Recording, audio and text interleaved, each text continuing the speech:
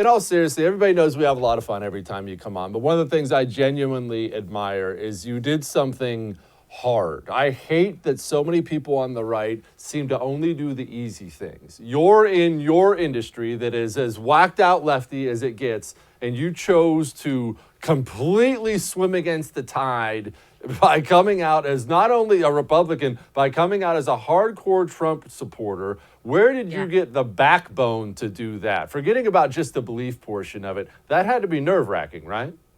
Oh, it was totally nerve-wracking. And I detail that in the story. My hands were sweating. I detail that whole story from beginning to end. In fact, I opened the book with that, the intro. And it's something that I just was fed up. I was fed up with Madonna and Scarlett Johansson and everyone else telling us, oh, the Women's March, that Trump is bad and that this is the only way. And Madonna said from the Women's March in January 2017, I think an awful lot about blowing up the White House. And I was like, are you kidding me? He hasn't been in office for barely 2 weeks, and you want to blow up the White House when people elected the president of the United States. Give him a freaking chance. And I was just like, I had become a hardcore Trump supporter by then, secretly, but I was sick of also being secret about it. If somebody who I worked with before, I worked with Madonna on her hard candy fitness tours, her fitness for Good Morning America. And I've loved Madonna. I've loved all these Hollywood icons that I wanted to be like.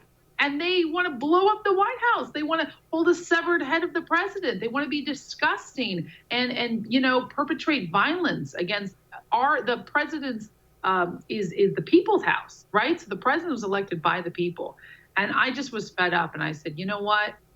Forget this. I'm going to be myself. I'm going to come out strong. And I'm an independent artist. I don't have a record label. So I've hit #1 independently on Billboard, iTunes, and Amazon. I've toured 35 countries. So I had that confidence that came from I am who I am. And I've been in the business since 2011. And so by the time this happened, it was me just saying, F the haters, F the violence. I'm going to do what's right.